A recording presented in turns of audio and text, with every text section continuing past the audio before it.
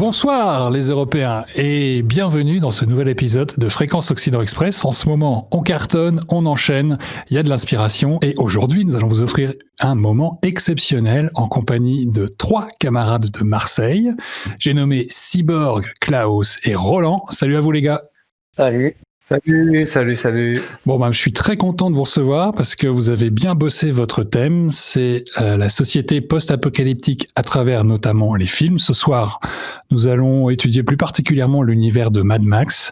Et je vous écoutais débriefer tout à l'heure un petit peu avant l'émission et vous en avez vraiment sous la pédale. Nous parlons donc de la vision post-apocalyptique des sociétés futures à travers les œuvres. Pour nous introduire ce sujet, Klaus, je te laisse la parole. À vous les studios. Eh bien, merci Julien. Déjà, petite correction, quand tu as évoqué à travers les films, il n'y a pas que les films, justement.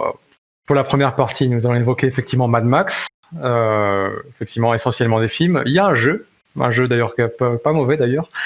Et donc, première partie, Mad Max ou la loi naturelle. Donc, on va s'orienter sur l'analyse des 4 films Mad Max essentiellement, sur l'effondrement des sociétés, globalement, comment elles vivent l'effondrement, comment elles se structurent face à ça, comment elles le gèrent. D'accord, donc ça fait l'objet de l'émission de ce soir, et en fait, c'est vrai que j'ai oublié de le préciser, il y a 3 émissions de prévues, chacune sortiront à 1 semaine d'intervalle, et ce soir, c'est donc l'émission à travers la filmographie Mad Max. C'est bien ça. C'est bien ça. Partie 1, donc Mad Max. Partie 2, Fallout. Alors, Fallout, l'émergence de sociétés multiples. Alors, pourquoi on parle d'émergence de sociétés? Justement, on va se concentrer en fait, pour l'essentiel, sur le jeu Fallout New Vegas, où vraiment cette opposition entre diverses sociétés est vraiment criante dans le jeu. On aura plusieurs thèmes, les survivances de l'ancien monde, le nouvel environnement auquel l'homme doit faire face et les conflits qui en résultent, bien sûr. Et on aura une 3e partie où on regardera le post-apo, en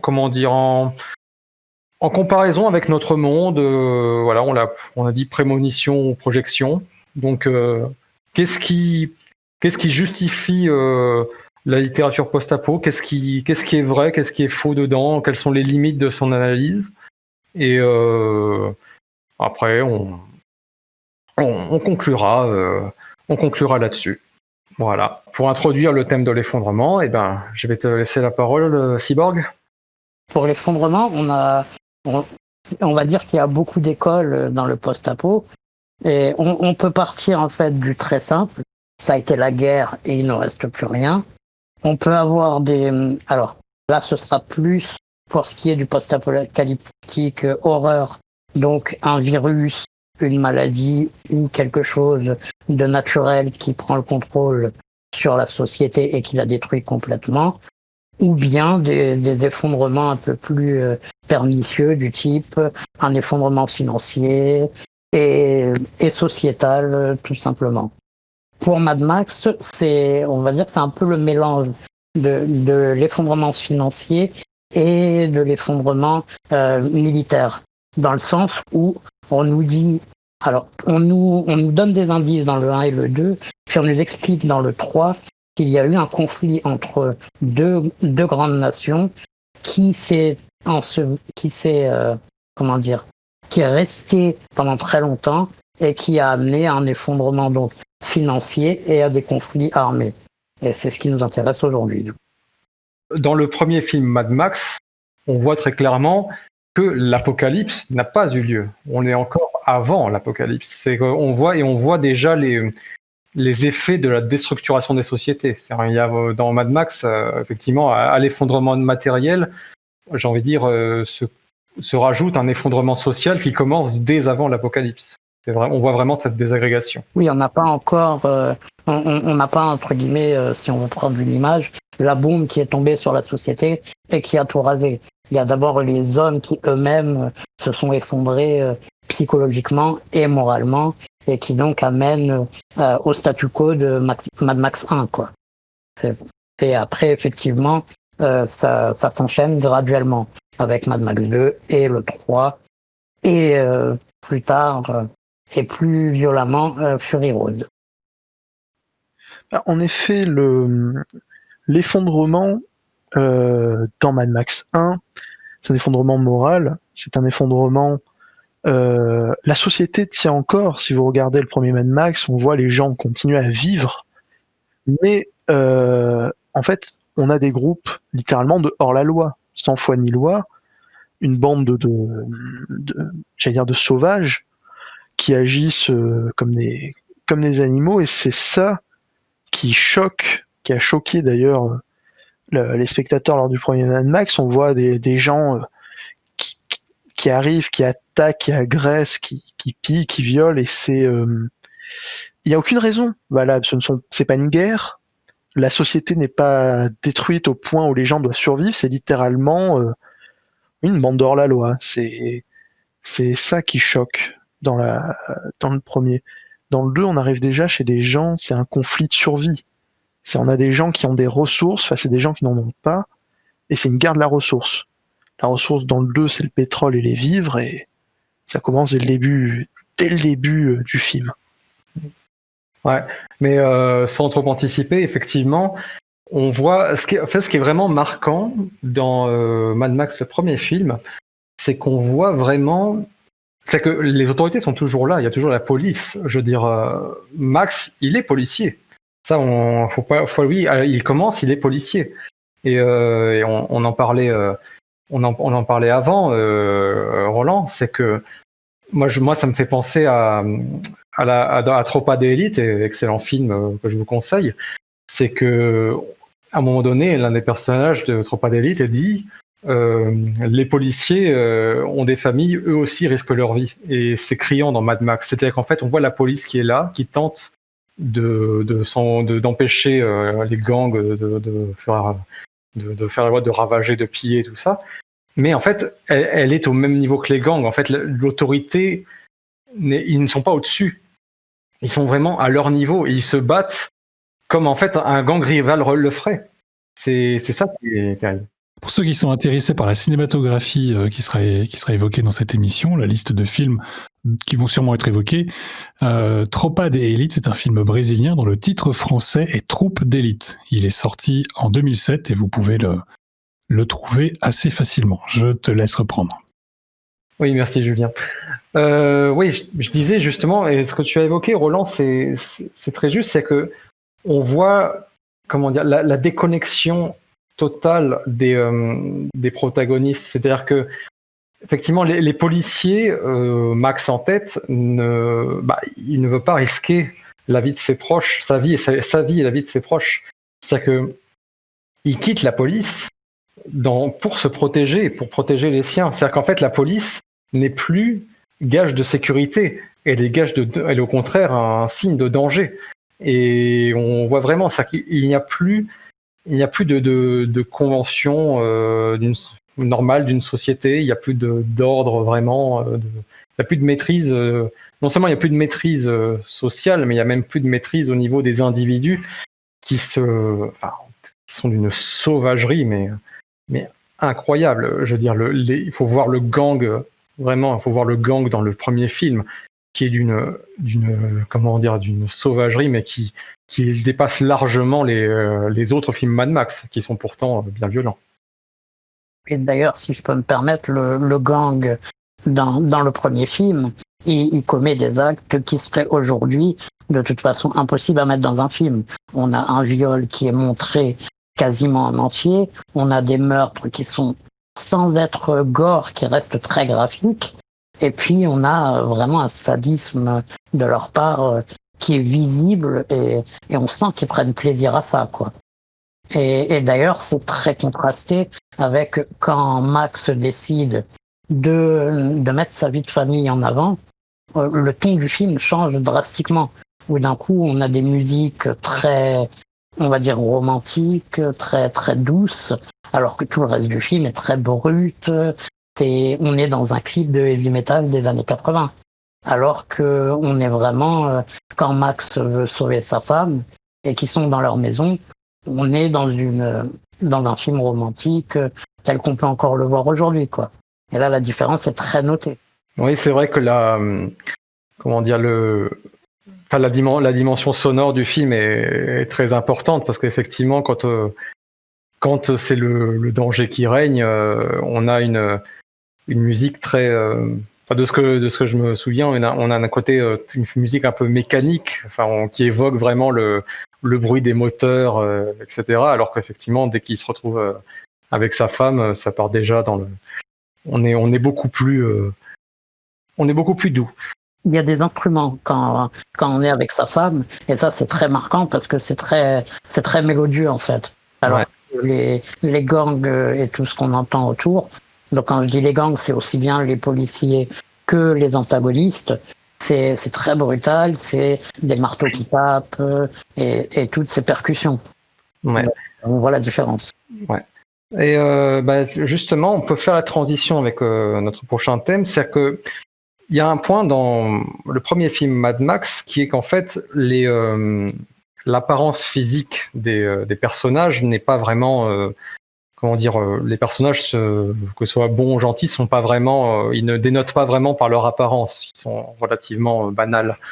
Mais justement à partir du deuxième film, on voit vraiment l'émergence de nouvelles structures humaines, de nouvelles tribus, de nouveaux clans.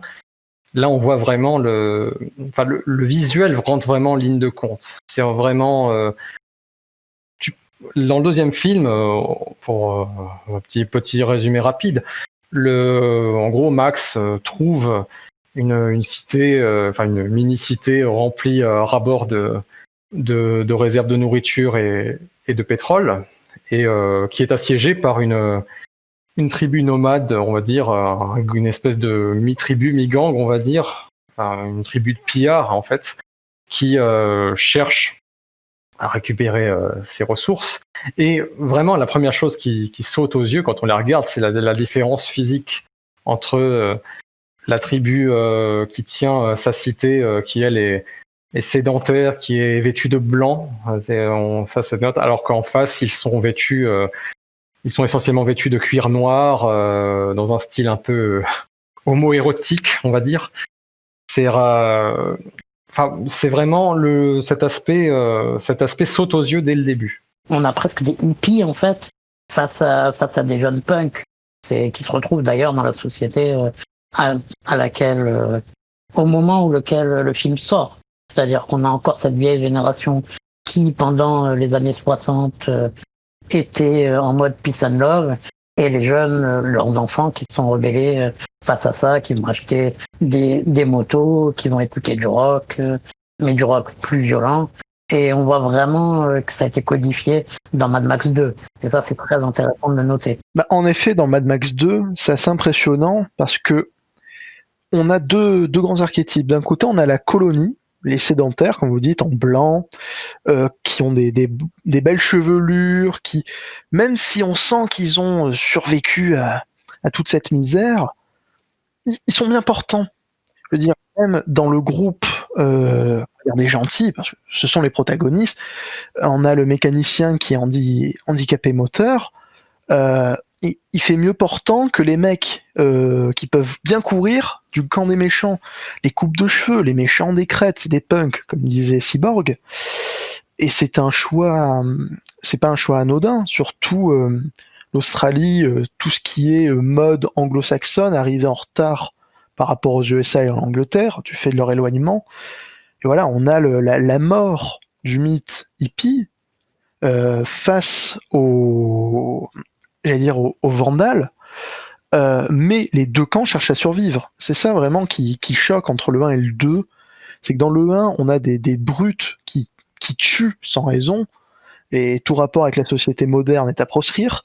Dans le 2, on a ceux qui veulent survivre en étant des prédateurs, et ceux qui veulent survivre, on va dire, en étant des agriculteurs, des créateurs. Oui, c'est vraiment criant, et on voit d'ailleurs que les deux sociétés, elles ont malgré tout un point commun au-delà de la recherche de l'uniformité en tout point, c'est qu'elles sont articulées autour d'un chef. Ça, c'est vraiment très présent. C'est-à-dire que dans Mad Max 1, le gang a un chef, mais il est présent, mais déjà, c'est pas le seul ennemi. C'est-à-dire, il n'est pas la seule incarnation de l'ennemi, parce qu'il y a encore un autre personnage qui est membre de son gang, mais un peu en dehors.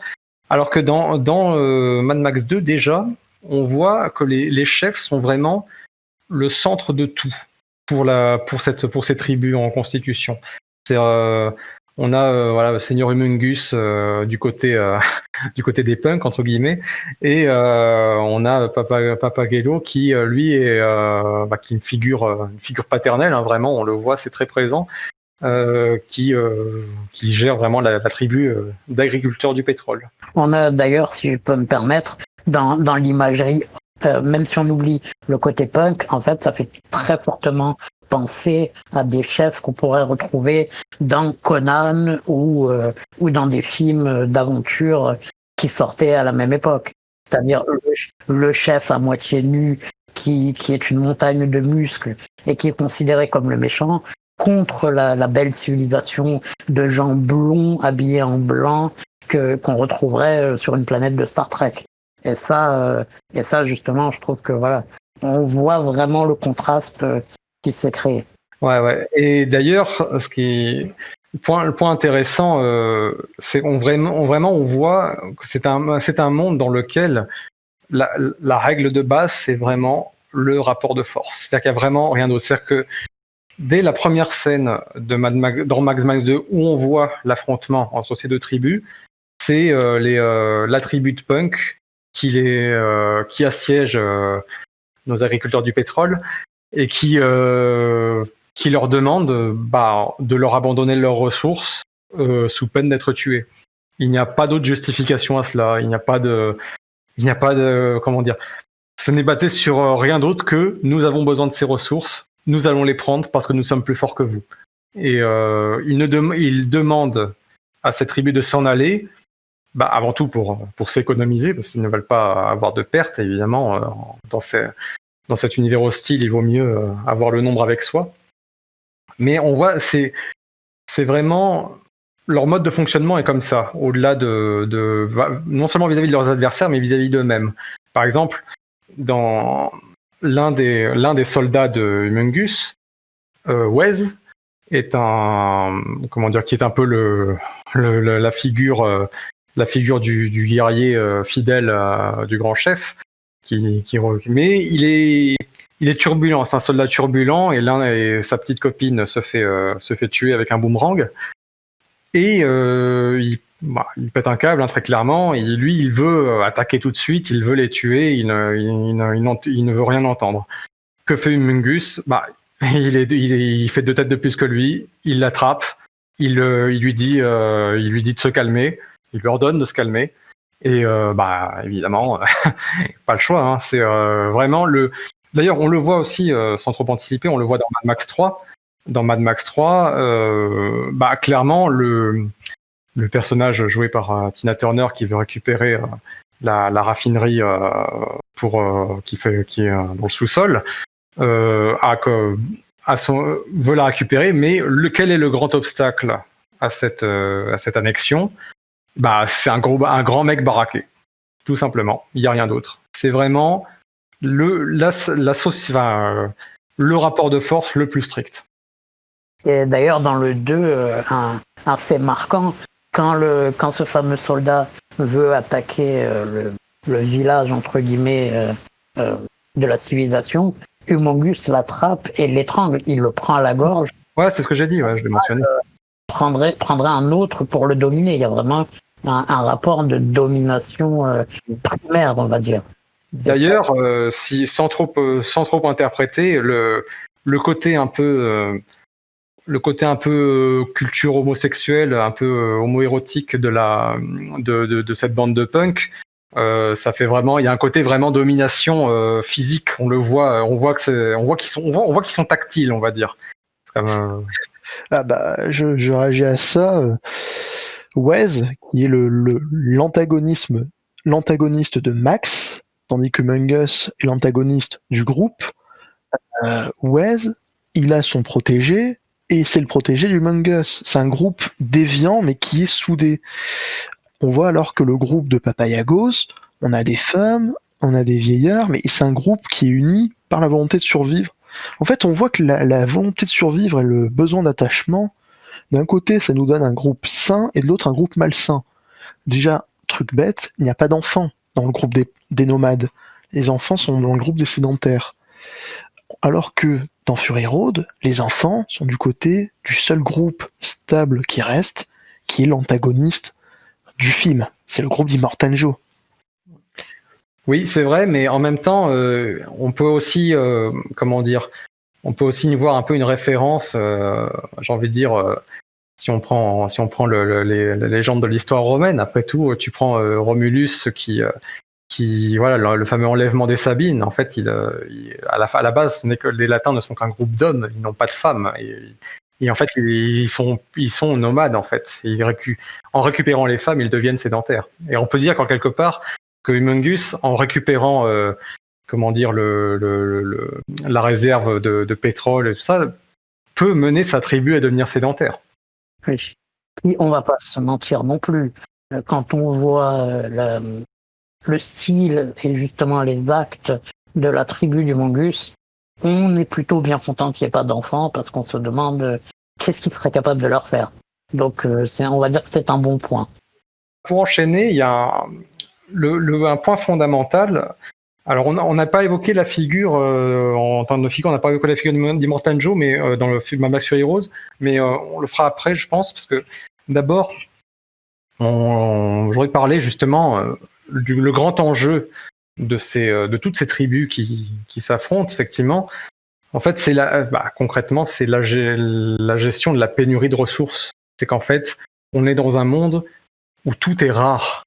C'est-à-dire que on a des tribus parfois nombreuses, mais il y a une chose qu'on ne voit jamais, par contre, dans Mad Max, c'est je sais pas, globalement, c'est une économie fonctionnelle, quoi, qui arrive à nourrir sa population. Tout est vraiment ravagé. C'est-à-dire que on voit à quel point la logistique dans une économie, c'est fondamental, parce que pour que les choses fonctionnent, il faut amener les ressources d'un point A à un point B. C'est-à-dire qu'en fait, admettons que voilà, on voit très bien dans Mad Max 2 ils sont assis sur une réserve de pétrole, mais le problème, c'est qu'ils ont rien d'autre. On voit pas de source, on voit rien. C'est-à-dire que concrètement, Humungus peut les assiéger. Peut-être que ça prendra du temps avant qu'ils se rendent, mais à un moment donné, ils seront bien obligés, parce que le pétrole, ça se bouffe pas, quoi. Ils ont un peu de nourriture, mais l'eau, tout ça, c'est vraiment absent. Et dans Mad Max 3, c'est pareil. Là où ils ont carrément même plus de pétrole, ils produisent le carburant à partir de merde de porc, littéralement. C'est la raffinerie, c'est la raffinerie dont le personnage de Tina Turner veut s'emparer, dont le nom m'échappe. Ils font le carburant des bagnoles à partir de merde de porc. La gestion de la pénurie est vraiment omniprésente dans Mad Max. Malgré tout, le ton n'est pas le même dans Mad Max 1 et 2 que dans le 3 et dans Fury Road, où on a dans le 1 et le 2 un pessimisme qui se montre dès le début du film, où en fait on comprend que quoi qu'ils fassent, dans tous les cas, ils vont être à un moment au devant d'ennui. Alors que dans le 3, et c'est aussi lié au fait que le ton du film est complètement différent, c'est qu'à la fin on se dit, bon, ils peuvent peut-être survivre, ou en tout cas on nous donne l'espoir qu'ils vont survivre. Et évidemment dans Fury Road, à la fin c'est carrément l'apothéose, c'est vraiment on a gagné, on fait la fête, on a des jolies femmes et on libère l'eau. Même si au final c'est une bêtise plus qu'autre chose. Mais le ton entre Mad Max 1 et 2 et la différence avec le 3, c'est vraiment et je pense que c'est lié à l'esprit de George Miller, c'est qu'à mon avis, ils étaient très pessimistes sur l'avenir du monde, on va dire occidental et capitaliste, alors que dans le 3, ils se sont vendus, entre guillemets, puisqu'ils ont fait un film grand public, avec de grosses guillemets, qui va dire justement tout ira bien. Et donc voilà. C'est vrai que la fin du 3 est très curieuse dans le sens où on finit presque en happy end, alors que on voit que dans Fury Road, il y a un revirement. Le happy end du 3 n'a pas lieu. Ce qu'on voit aussi, c'est que la menace dans chaque film rapporte aussi au chef. Je vais parler des chefs tout à l'heure. Dans le premier, Toz Cutters en anglais, il est très effacé par rapport à son gang. Il a l'air d'être assez âgé, il est autoritaire sur son groupe, mais il les laisse agir, j'ai envie de dire, c'est comme une meute de chiens, quoi. Il a lâché la bride. Dans le 2, Papayagos, c'est le chef positif, Among Us, c'est le chef négatif, mais chacun veut la pérennité de son groupe. Dans le premier, finalement, c'est quoi? C'est une jeunesse débridée, c'est le péril jeune.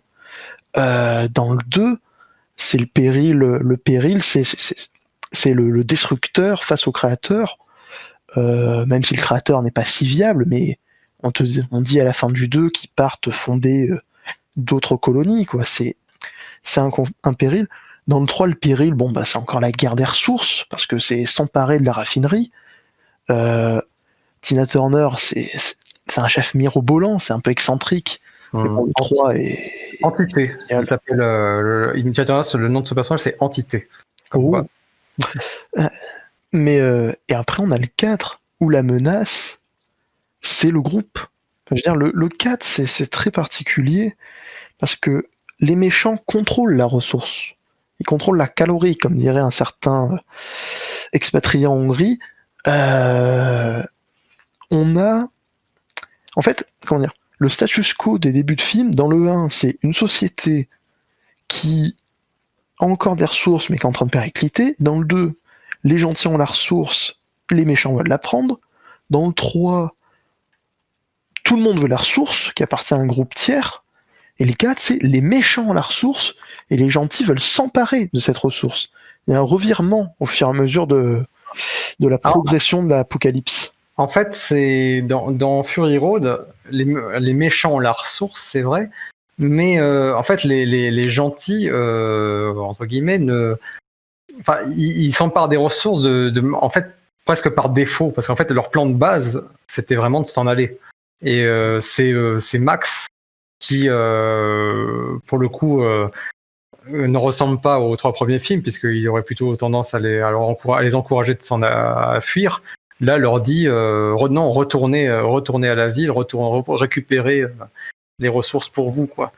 Il y a vraiment une différence à ce niveau-là entre le Max de Gibson et le Max de Tom Hardy. La pénurie de ressources qui est vraiment qui court tout le long, c'est vraiment prégnant parce qu'en fait, littéralement, ça explique à peu près vraiment toutes les situations, mais même par exemple même au début quand Max se fait braquer dans le Mad Max le 2. Quand il se fait braquer, c'est parce que il va voir un espèce d'hélicoptère abandonné là, et il se fait avoir dans le dos, quoi. C'est un gros traquenard. Hein. Oui, c'est ça. C'est que vraiment, il y a cette insécurité permanente parce que tout le monde veut survivre et tout le monde est prêt à tout pour survivre. C'est-à-dire que il n'y a pas de règles communes. Enfin, comment dire, justement, les tribus recréent des règles de communes où l'individu accepte de potentiellement se sacrifier pour que le groupe survive. Mais au niveau des individus comme Max qui sont en dehors de tout clan et de toute tribu, eux, c'est la survie pure. Et ils sont...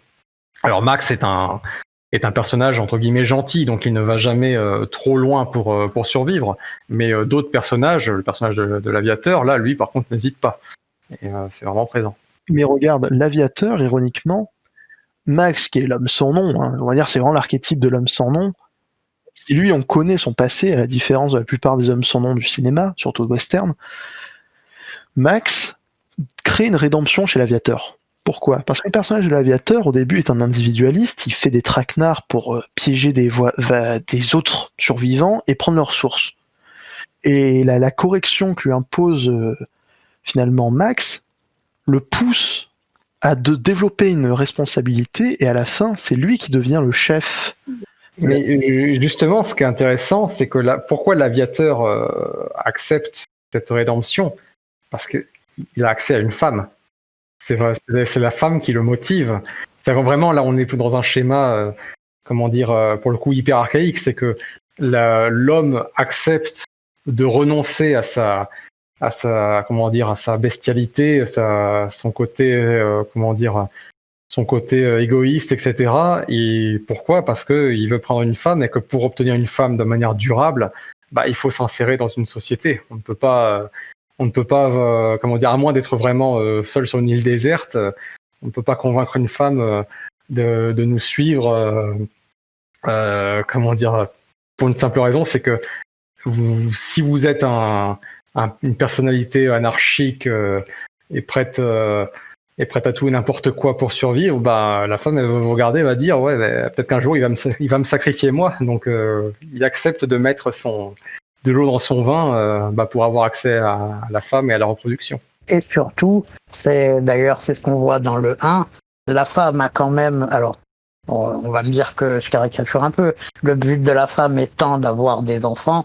On ne peut pas avoir d'enfants quand on est déjà tout le temps sur la route, et qu'en plus on se met en danger. C'est d'ailleurs pour ça que la femme de Max, elle lui fait comprendre qu'il faut qu'il arrête de faire ce qu'il fait. Ils vont dans la maison pour s'occuper de leur enfant. Et dans le 2, c'est à peu près pareil pour l'aviateur. Il va jamais se mettre, se poser s'il continue à être sur la route, à faire ces petites combines, on va dire presque d'arnaqueur dans un film normal. C'est-à-dire qu'au final, il est là, il agresse des gens dans la rue pour leur voler un peu d'argent, et on pourrait imaginer se prendre de la drogue dans un autre film. Mais sauf que là, c'est vraiment pour survivre.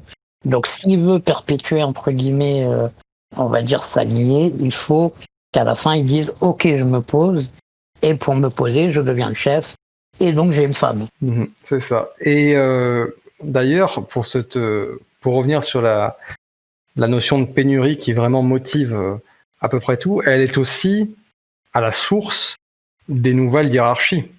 C'est-à-dire que on voit clairement dans Mad Max Fury Road Immortan Joe, personnage qui dirige l'armée des Warboys, qui possède vraiment toutes les ressources en eau et en nourriture de la région. Justement, il tient à son pouvoir de ça. C'est-à-dire qu'il tient...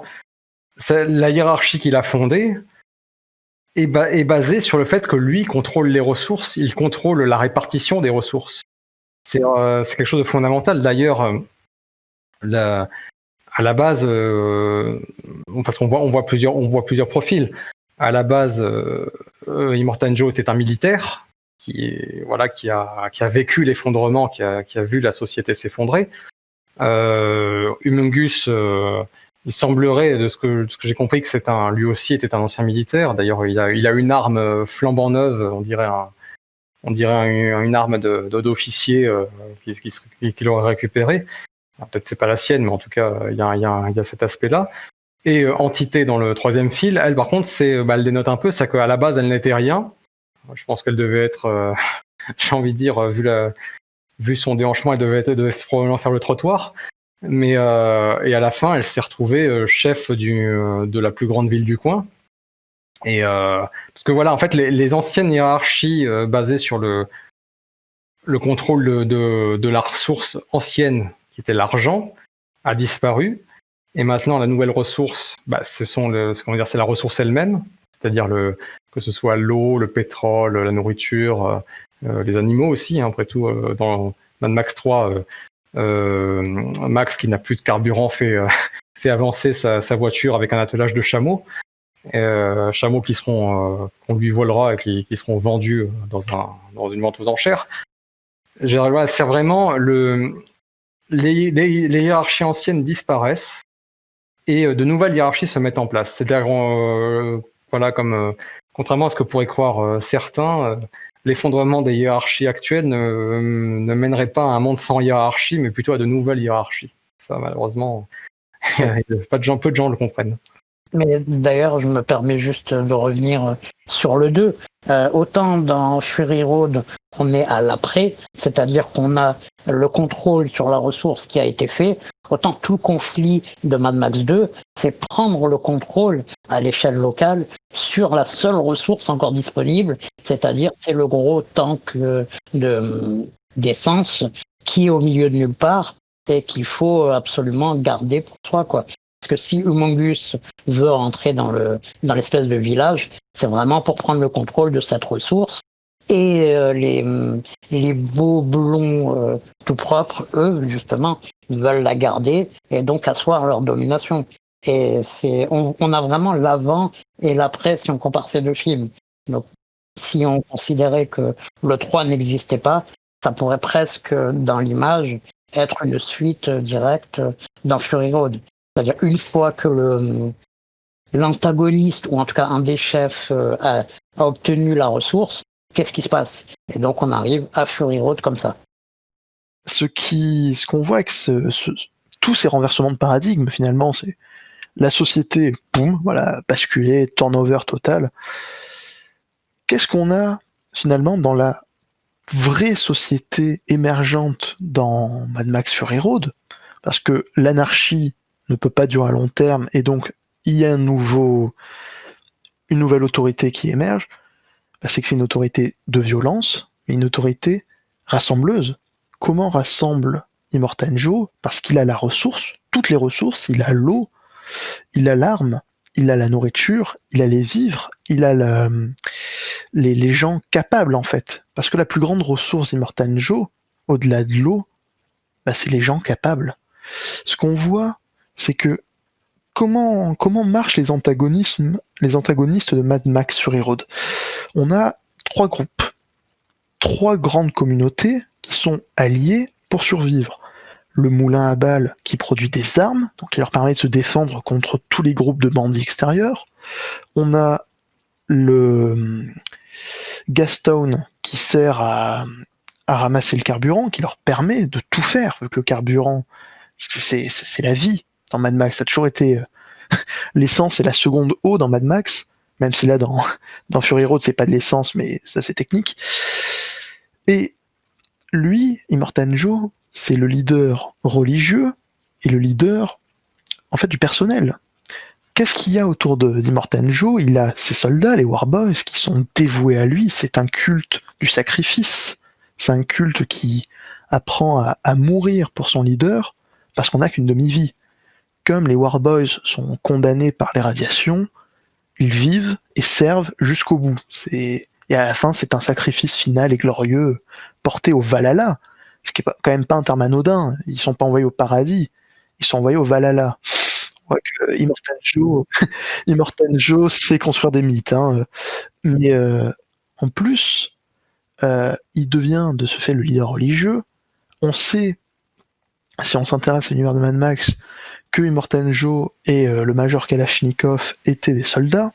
Ouais. Donc ils savent gérer. C'est des gens qui savent gérer, c'est des commandants. Ouais. Et à côté de ça, on a le manche-personne en français, le maniteur en anglais, qui lui gère Gastown, que Major Kalachnikov qui gère le moulin à balles et Maniteur qui gère Gastown. Et c'était la réflexion que je t'avais faite, Roland. On est vraiment dans la trifonctionnalité indo-européenne ancienne. En fait, on a Maniteur qui gère la ressource du pétrole. Comme tu dis, c'est vraiment le pétrole, c'est la vie. Dans Mad Max, c'est vraiment fondamental. Donc lui, c'est vraiment la troisième fonction, la fonction productive. On a le Major Kalachnikov, qui est d'ailleurs des 3 chefs, le seul que l'on voit se battre. Qu'on voit se battre avec des armes, parce que Immortan Joe utilise sa voiture pour emboutir celle de Max et tout, mais celui qui se bat vraiment avec des armes, c'est le seul que l'on voit, c'est le Major Kalachnikov. Et lui, c'est vraiment la deuxième fonction. Il produit des munitions, il produit la guerre en fait. Il est l'homme de la guerre. Et à côté de ça, on a Immortan Joe. Alors déjà, Immortan, son nom, immortel. Il est un dieu. Il est vraiment il est l'incarnation de la fonction sacrée, de la première fonction dans cette nouvelle trifonctionnalité. je veux dire, là pour le coup, on sent. Alors c'est peut-être du hasard, mais il y a une dimension d'une culture européenne archaïque que l'on retrouve là-dedans. Enfin, ça, moi, ça m'a frappé quand j'ai vu le film. Ça m'a sauté aux yeux. Moi qui aime beaucoup tout ce qui rappelle la religion. Justement, on voit que Immortan Joe fonde une religion, mais en fait, cette religion, on comprend que elle est avant tout utile à ce monde. C'est qu'en fait, les Warboys, effectivement, ils sont demi-vivants, c'est le terme employé, demi-vivants à cause effectivement des cancers et compagnie, du radiation, aux malformations. Et en fait, plutôt que d'attendre et de mourir, qu'est-ce qu'ils font ? Ils sont productifs, ils sont dans un groupe, ils produisent, ils combattent. Voilà, ce sont des mécaniciens, ce sont des soldats, ce sont des pilotes. C'est qu'en fait, la religion dans cette nouvelle structure sociale est vraiment fondatrice de l'ordre social. Et d'ailleurs, le personnage de Nox, de Nux plutôt, je sais pas comment on pense, Nux, qui est justement la figure de celui qui échoue à remplir son devoir et qui, par ce sentiment d'être un raté, d'ailleurs Immortan Joe le traite de médiocre, on comprend que c'est une insulte très dure dans cet univers-là de se faire traiter de médiocre. Il est complètement déboussolé et il sent qu'il est un raté, il considère qu'il est un raté. Et qu'est-ce qu'il fait ? Il rejoint l'anarchisme en quelque sorte prôné par Furiosa et adoubé par Max. C'est-à-dire qu'il il renonce à être le membre productif d'une société et il va tout faire pour la détruire parce qu'il a échoué à en être un représentant digne. D'ailleurs, si on remarque aussi, parmi les personnages forts dans l'entourage de Immortan Joe, on pourrait presque y voir des divinités païennes qui ont chacune leur utilité. Donc on l'a vu dans les religions grecques, mais aussi nordiques, où chaque personnage très important et très charismatique va faire ce qu'il a à faire. Et donc ça c'est très noté. Et justement Nox qui va trahir son ancienne religion, on va dire, et qui va aller vers la nouvelle, qui est vue par Immortan Joe et aussi un peu par le spectateur comme le chaos. Et donc on pourrait presque faire un parallèle entre les religions païennes de l'époque et un peu le christianisme qui arrive et qui chamboule toute la société qui a été mise en place.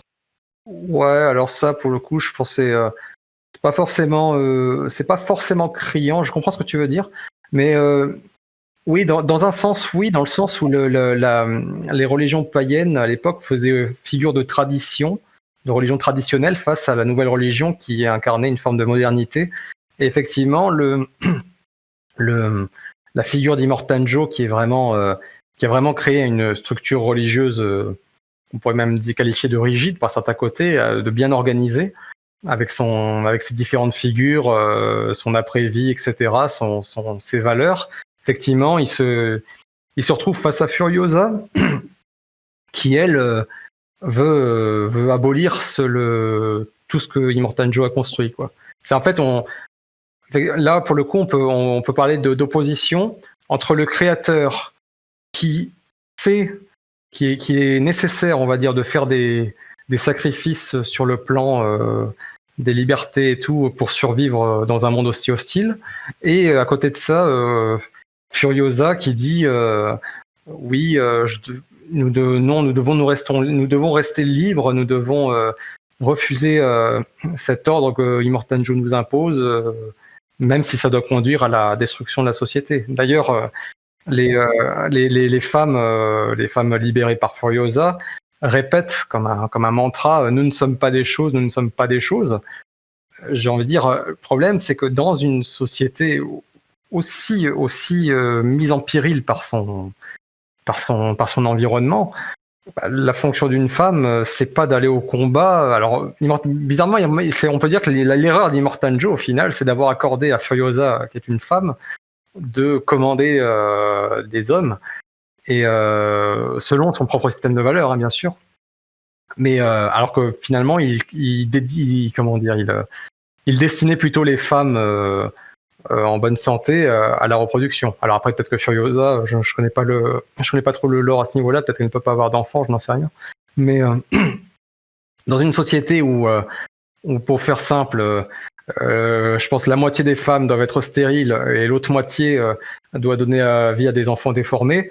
Les femmes en bonne santé, je peux comprendre qu'un chef, qu'un chef qui voit l'avenir de la société, les réquisitionne leur matrice pour produire des enfants robustes. Elles sont presque au même titre que l'eau, une ressource essentielle. Ouais, mais tout le monde est une ressource dans Mad Max, c'est vraiment criant, tout le monde est une ressource. Si tu n'as pas ta place, en fait, tu ne sers à rien, donc tu meurs, tu es médiocre, et donc tu vas mourir seul comme quelqu'un de médiocre, tout simplement. C'est ça. Ouais. On le voit, c'est avec l'agencement de la société d'Immortal Joe, c'est les chefs au sommet. Autour de lui, ces officiers qui sont d'anciens Warboys, qui sont des brutes aguerris, mais assez intelligents pour avoir survécu. Le chirurgien qui est l'éminence grise, les mécaniciens. Ensuite, on a tout ce qui est les femmes et qui donnent des Warboys, les Warboys.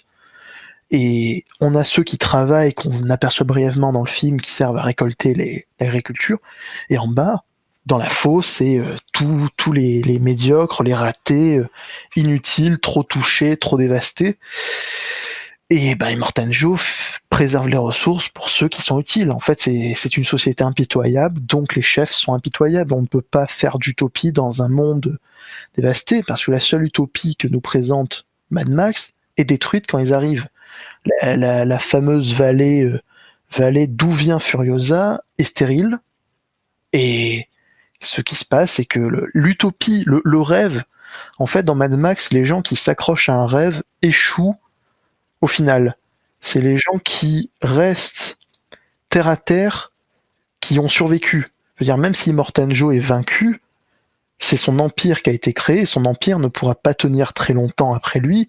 C'était d'ailleurs son obsession d'avoir un héritier, parce que ses fils ne sont pas viables.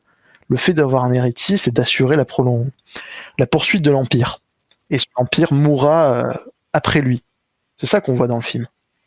Parce qu'une personne saine d'esprit, et d'ailleurs on le voit avec notre société d'aujourd'hui, veut que la société, ou en tout cas que sa race ou son pays perdure dans le temps, et donc d'avoir des héritiers sains, d'avoir une société stable et tout. Et justement, c'est ce qui ne peut pas arriver à cause d'éléments perturbateurs comme Furiosa. On voit vraiment globalement dans Mad Max l'opposition ordre-chaos. C'est pas tellement présent dans le troisième film, en tout cas dans les deux premiers et dans Fury Road, on voit vraiment cette opposition. Mais dans les deux premiers, l'ordre les gentils sont du côté de l'ordre, alors qu'en fait l'ordre dans Fury Road c'est l'inverse. L'ordre est mauvais. Il est moralement le désordre est moralement horrible dans les deux premiers films. En particulier le premier, où on voit vraiment les gangs se livrer à une sauvagerie innommable. Dans le deuxième, ils sont déjà moins hargneux, on va dire. Mais globalement, disons que toute l'iconographie autour de Humungus ne plaide pas vraiment pour l'ordre, on va dire. Ça reste quand même des pillards. Et au final, dans Fury Road, inversion totale. Le créateur devient la figure maléfique. Alors après, on peut faire des interprétations un peu, un peu au 4e degré, de se dire qu'au final, le film valide en réalité Immortal Joe. C'est mon interprétation personnelle, je ne vous le cache pas. Mais disons que on voit vraiment, c'est bien montré dans Fury Road que Immortal Joe a vraiment créé un îlot de paradis dans un enfer. Et sans lui, ou plutôt, parce que sans lui, après tout, ça aurait pu lui survivre, mais surtout avec ce que Furiosa va faire par la suite, c'est-à-dire qu'elle ouvre on voit, pour dire aux spectateurs, la première scène dans Fury Road, c'est, enfin, pas la première scène, mais c'est un peu après la première scène. C'est vrai, on voit Immortan Joe qui accorde un peu d'eau aux populations autour de son îlot, on va dire, parce que voilà, ces populations meurent de soif et elles n'ont accès à aucune ressource. Mais en même temps, comme tu disais, Roland, ces populations, pour l'essentiel, sont inutiles. Ce sont des gens qui n'ont pas de compétences, qui sont complètement, qui dans le monde de Mad Max, en fait, sont voués à mourir tout simplement. Et que Immortan Joe leur donne de l'eau. Alors, on peut se dire, on peut le voir de deux manières. Soit on se dit, il leur donne de l'eau, c'est quelqu'un au final d'assez bon, puisque il donne un peu d'eau à des gens qui n'ont rien. Et on peut le voir de manière, on peut voir le verre à moitié vide, c'est le cas de le dire, où il donne un peu d'eau et il garde l'essentiel pour lui. Il est égoïste, on va dire. Mais dans un monde, comme on l'a évoqué, de pénurie permanente, c'est pas vrai, c'est assez logique de vouloir économiser l'eau. D'ailleurs, l'économie est vraiment au centre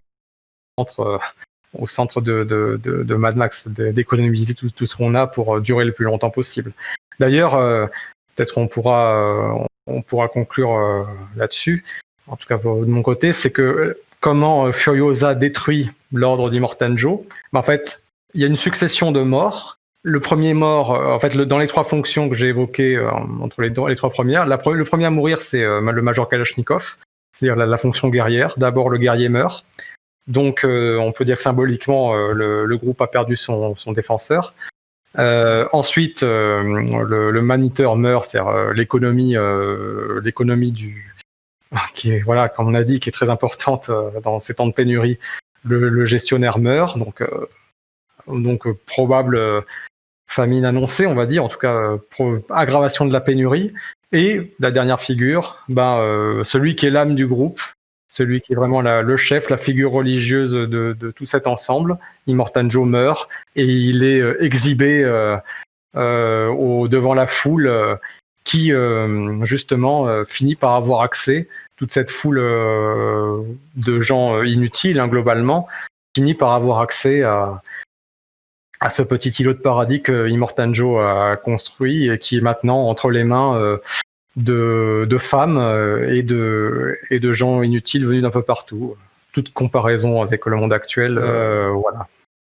Je considère que le message, enfin, en tout cas ton interprétation du message, c'est que c'est plutôt positif de la part de Immortan Joe, où on le voit comme quelqu'un de bon. Alors, moi je le vois en deux fois, c'est-à-dire que non, je considère que George Miller nous montre ça d'un point de vue négatif, tout simplement parce qu'il est quelqu'un d'Hollywood déjà. Donc, quand on connaît aujourd'hui l'histoire. Oui, attention, je précise, c'est mon interprétation personnelle. Hein. Je dis pas que c'était l'interprétation de Miller, hein, attention. Oui, bien sûr. Et justement, c'est là où j'allais en venir. C'est-à-dire que je pense que l'interprétation de Miller est très négative, mais que de toute façon, et on l'a vu avec des films en 2019 comme Joker, où l'intention de l'auteur ou du réalisateur, on s'en fiche au final parce que son enfant, entre guillemets, grandit et donc il perd le contrôle. C'est nous, après, on l'interprète comme on veut. Et effectivement, quelqu'un qui va être, on va dire, plus gauchiste, libéral américain, va voir Immortan Joe comme un monstre. D'ailleurs, ils pourront le comparer à Trump, hein, s'ils veulent. Nous, on va plutôt le voir comme le mal nécessaire et comme la botte qui va remettre le peuple sur le droit chemin et qui est détruit justement par les éléments perturbateurs qui sont donc Joe, un étranger, et une femme. Et encore une fois... Max, pas Joe. Max, qui est complètement l'étranger, qu'on ne connaît même pas, qui n'a pas de nom à part Max, et justement la femme. Et oui, toute comparaison avec notre société aujourd'hui et avec ce qui se passe dans nos pays. Ne serait pas conforme aux conditions de YouTube. Donc c'est complètement fortuit. C'est un hasard. Le pur hasard. Mais On fera de ça comme on veut. Et moi, c'est comme ça, comme toi, que je l'interprète, même si je pense qu'effectivement, de la part d'Hollywood, C'est plus pour nous montrer, non, Immortan Joe et entre guillemets, il est dégueulasse. Ses enfants sont difformes, ils sont handicapés. Et quoi qu'on en dise, le handicap, c'est pas très positif. On nous montre une sexualité. Alors d'ailleurs, c'est très drôle, vu comment les féministes parlent de la sexualité d'aujourd'hui. Mais la sexualité est complètement débridée et sale chez Immortan Joe. On a vraiment un côté très négatif chez lui, qui, le message se perd selon la personne en fait. Et moi, oui, je le vois comme quelqu'un de très positif, qui est un mal nécessaire en fait. Ouais.